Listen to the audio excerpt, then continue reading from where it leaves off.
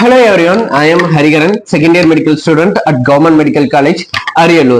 How I approach my anatomy subject in my first year அப்படிங்கிறத பத்தி ஒரு video போட்டிருந்தோம் 1 week back.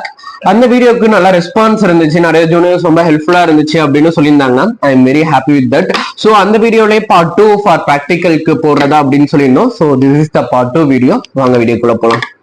அண்ட் அந்த வீடியோல நம்ம கொஸ்டின் பேப்பர் பேட்டர்ன் பத்தி பேசியிருந்தோம். பட் அந்த வீடியோ போட்ட அன்னைக்கு ஈவினிங் தான் எனக்கு தெரிஞ்சு கொஸ்டின் பேப்பர் பேட்டர்ன் எங்க ஜூனியர் பேட்ச்ல இருந்து மாத்திட்டாங்க அப்படிங்கறது I am very shocking with that.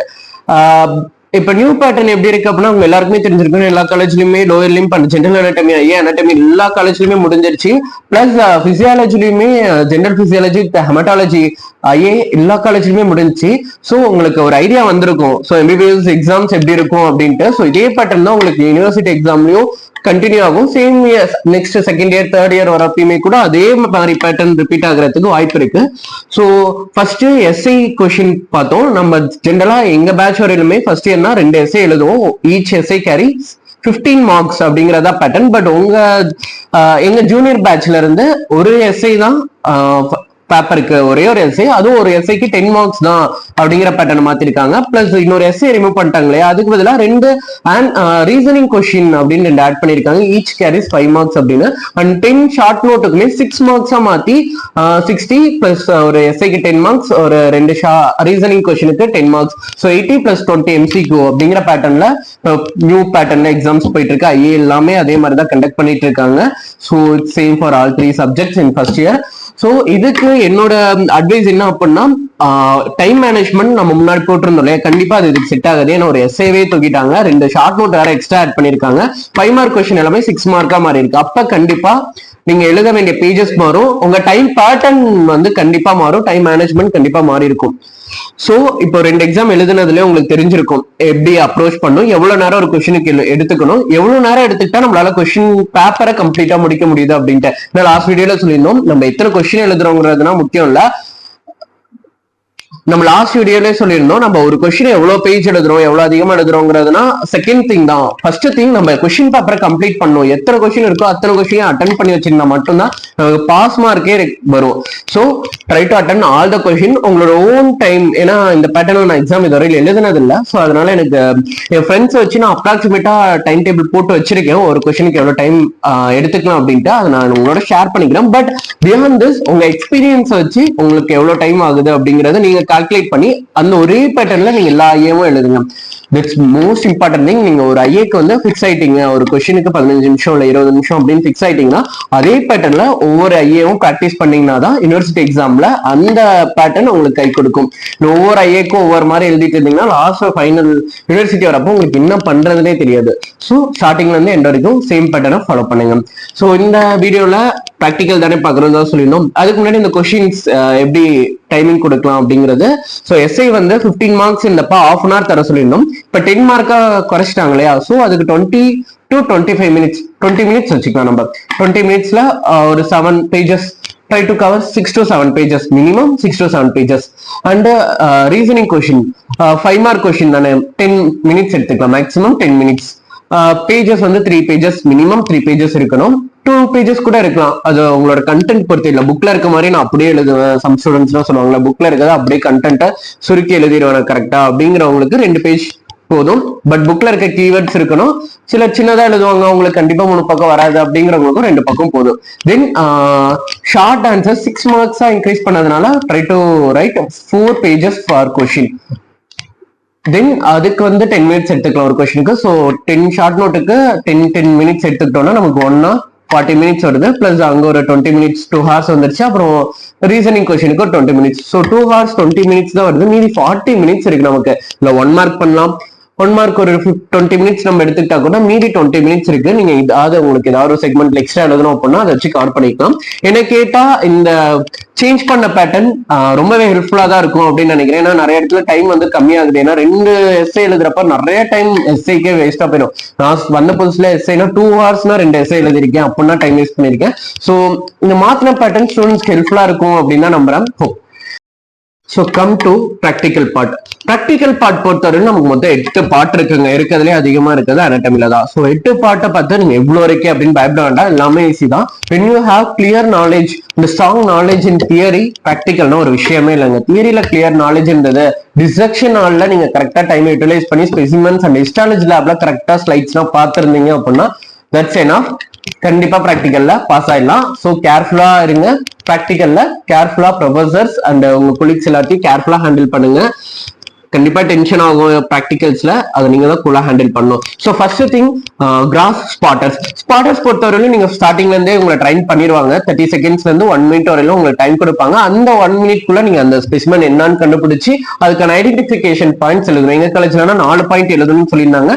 So it's differ from college to college. So உங்க காலேஜ்ல உங்க ப்ரொஃபசர்ஸ் என்ன சொல்றாங்களோ அதை கேட்டு ஃபாலோ பண்ணுங்க. ஐடென்டிபிகேஷன் பண்ணி அதை எழுதி அதுக்கான ஒரு 4 ஐடென்டிபிகேஷன் பாயிண்ட் எழுத நமக்கு மொத்தமே கொடுக்க போறது ஒரே ஒரு நிமிஷம் தான். அதுவும் பெல் அடிச்சிட்டாங்கன்னா நம்ம அடுத்ததுக்கு போயிடும். அது என்ன ஞாபகப்படுத்தி அதை எழுதணும். So it's purely based on your practice only. நீங்க ஒவ்வொரு ஐஏக்குமே நீங்க அந்த ஸ்பெசிமென்ஸை நல்லா பார்த்து அந்த ஐஏல ப்ராக்டிக்கலா நல்லபடியா பண்ணியிருந்தாதான் யூனிவர்சிட்டி எக்ஸாம் டைம்ல இதுக்கு உங்களுக்கு கண்டிப்பா அது வரும். அதை பார்த்தோன்னே கண்டுபிடிக்கிற அந்த ஒரு ஸ்கில் வரும். ஏன்னா யூனிவர்சிட்டி டைம்ல மொத்தமா கொண்டுட்டு வந்து 4 ரீஜனையும் மொத்தமா போட்டு வச்சிருப்பாங்க. அதுல இது என்ன அது என்ன அப்படின்னு நம்மளை போட்டு பயங்கரமா கன்ஃபியூஸ் பண்ணிடும். அதுவும் நர்வ்ஸ், மசில்ஸ்னா பயங்கரமா கன்ஃபியூஸ் பண்ணும் நம்மள.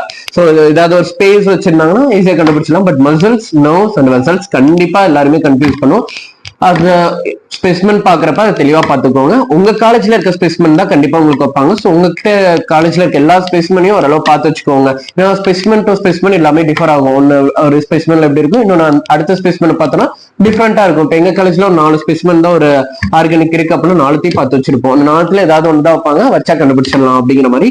ஸோ அந்த மாதிரி ட்ரை பண்ணுங்க உங்க காலேஜ்ல இருக்க எல்லா ஸ்பெசிமென்ஸையும் பாக்குறதுக்கு.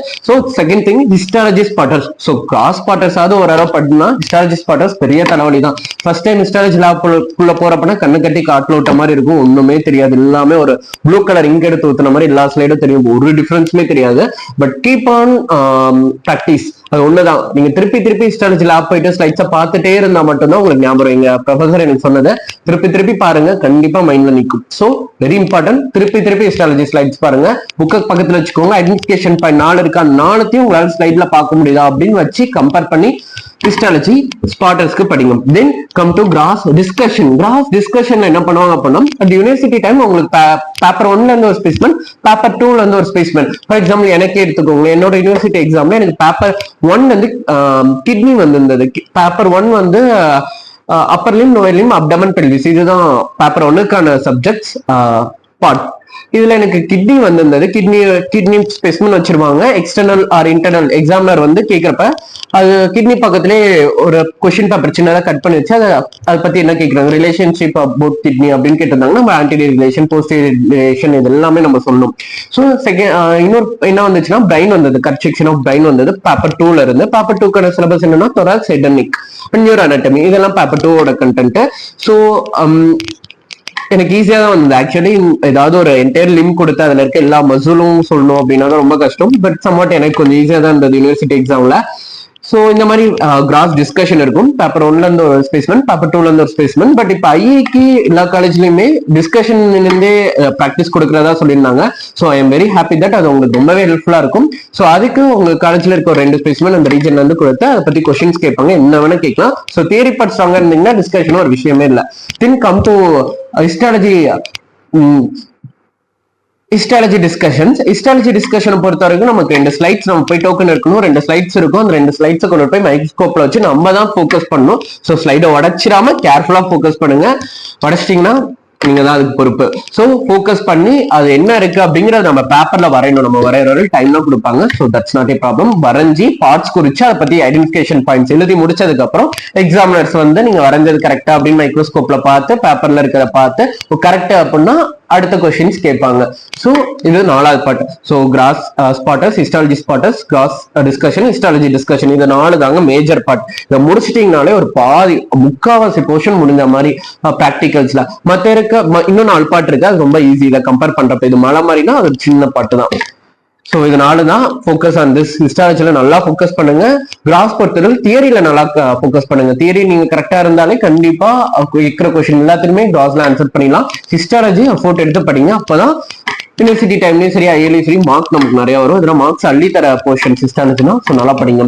தென் அடுத்த திங் என்ன அப்படின்னா எம்ப்ரியாலஜி டிஸ்கஷன். எம்ப்ரியாலஜி டிஸ்கஷன் நம்ம எல்லாருக்குமே புதுசா தான் இருக்கும். ஏன்னா ஒவ்வொரு காலேஜ்லயும் சில காலேஜ்ல ஸ்பெசிமென்ஸே வச்சிருப்பாங்க, பிளாஸ்டிக் ஸ்பெசிமென்ஸ். நமக்கு எம்ப்ரியாலஜி ரியல் ஸ்பெசிமென்ஸ் எத்தனை காலேஜ்ல இருக்குன்னு தெரியல. எங்க காலேஜ்ல மாடல்ஸ் வச்சிருந்தாங்க, எம்ப்ரியாலஜி மாடல்ஸ், பிளாஸ்டிக் மாடல்ஸ் வச்சிருந்தாங்க. தென் லாஸ்ட் மினிட்ல சார்ட்டா மாத்திட்டாங்க, எம்ப்ரியாலஜி டிஸ்கஷனுக்கு சார்ட் வச்சுக்கலாம் அப்படின்னு மாத்திருந்தாங்க. ஸோ ஸ்பெசிமெனோ சார்ட்டோ. ஸோ எம்ப்ரியாலஜி ஒரு செக்மெண்ட் இருக்கு, எம்ப்ரியாலஜி நல்லா படிங்க. தென் அடுத்த செக்மெண்ட் என்னன்னா ரேடியாலஜி. ரேடியாலஜினா ஒன்றும் இல்லை, எக்ஸ்ரே ஏதாவது ஒன்று கையில கொடுத்து அது என்ன டைப் ஆஃப் எக்ஸ்ரே, பிளைன் எக்ஸ்ரேவா, கான்ட்ராக்ட் எக்ஸ்ரேவா, அது என்ன ரீஜனை வந்து ஃபோக்கஸ் பண்ணுது, அதுல ஏதாவது அப்நார்மாலிட்டிஸ் இருக்கா, எல்லாமே கேட்பாங்க. உங்க காலேஜ்ல அதுக்கு ஒரு 4 பாயிண்ட் இருக்கும் எக்ஸ்ரேனா, அது 4 எப்படி சொல்லணும் அப்படின்னு எல்லா காலேஜ்லயும் சொல்லி தந்துருப்பாங்க. So radiology portion. தென் வந்தோம்னா ஆஸ்ட்ரியாலஜி. ஆஸ்ட்ரியாலஜில நமக்கு இருக்கு 206 போன்ல இம்பார்ட்டன்டான ஒரு 20-30 போன் இருக்கும். ஸோ அந்த இம்பார்ட்டன்டா இருக்க ஒரு 20 இருந்து ஒரு 30 போன் இம்பார்ட்டன்டா இருக்கும். அதை நீங்க நல்லா தெளிவா படிச்சு வச்சிருந்தீங்கனாலே போதும். அதுல இருந்து ஏதாவது ஒரு போனை கையில எடுத்து கொடுப்பாங்க, அதை எக்ஸ்பிளைன் பண்ணிட்டு அழகா வந்துடலாம். Last but not least clinical chart discussion. எனக்கு கிளினிக்கல் சார்ட் டிஸ்கஷன்ல நிறைய கன்ஃபியூஷன்ஸ் இருக்கும். ஏன்னா ஒரே மாதிரி 2-3 சார்ட்ஸ் கூட வரும், கொஸ்டின்ஸ் திடீர்னு மாத்தவங்க நடுவுல. ஸோ கிளினிக்கல் சார்ட்ஸ் ரொம்ப தெளிவா இருங்க, மார்க்கும் அதுல ஈஸியா கிடைக்கும். சம்டைம் பேட் லக்னா அதுல மார்க் போறதுக்கு நிறைய வாய்ப்பு இருக்கு. So last one clinical charts. So இதுதாங்க 8 பாட்டு. இல்ல நான் ரொம்ப ஸ்ட்ரெஸ் பண்ணி சொல்லுது, ஆஸ்ட்ரியாலஜி அண்ட் ரேடியாலஜினா ஈஸியா மார்க் வாங்கிடலாம். தென் கிளினிக்கல் சார்ட் நீங்க கொஞ்சம் ஃபோக்கஸ்டா இருந்தா போதும், எம்ப்ரியாலஜி கொஞ்சம் ஃபோக்கஸ்டா இருந்தா போதும், ஈஸியா அந்த மார்க் கிடைச்சிடும். பட் ஹிஸ்டாலஜி எல்லாருமே பயங்கரமா அடி வாங்குவாங்க ஹிஸ்டாலஜி போறப்ப. ஸோ ஹிஸ்டாலஜில ரொம்ப ஸ்ட்ராங்கா இருங்க. திருப்பி ஸ்லைட்ஸ் பாருங்க, திருப்பி ஐடென்டிஃபிகேஷன் பாயிண்ட்ஸ் ரிமெம்பர் பண்ணுங்க. ஏன்னா ஒரு ஸ்லைடுக்கு இன்னொரு ஸ்லைடுக்கு ஒரு சின்ன வார்த்தை தான் மாறி இருக்கும், ஐடென்டிஃபிகேஷன் பாயிண்டே மாறிடும். ஸோ அதுல ரொம்ப ஃபோக்கஸ்டா இருங்க, தெளிவா படிங்க. So this is all about practicals. Practical பொறுத்தவரையிலும் நீங்க லேப் போறப்ப கோட் வியர் பண்ணிருக்கணும், ரொம்ப நீட்டா போகணும், ஷூ போட்டுட்டு தான் போகணும். ஸோ உங்களோட பர்சனல் திங்ஸ் நீங்க எப்படி ட்ரெஸ் கோட் மெயின்டைன் பண்ணணும் எல்லாத்தையும் கரெக்டா பாத்துக்கோங்க. So practical very important. Practical தான் உங்களுக்கு ஃபியூச்சர்ல கிளினிக்கல் வரப்ப ரொம்பவே ஹெல்ப்ஃபுல்லா இருக்கும். So all the best friends, by.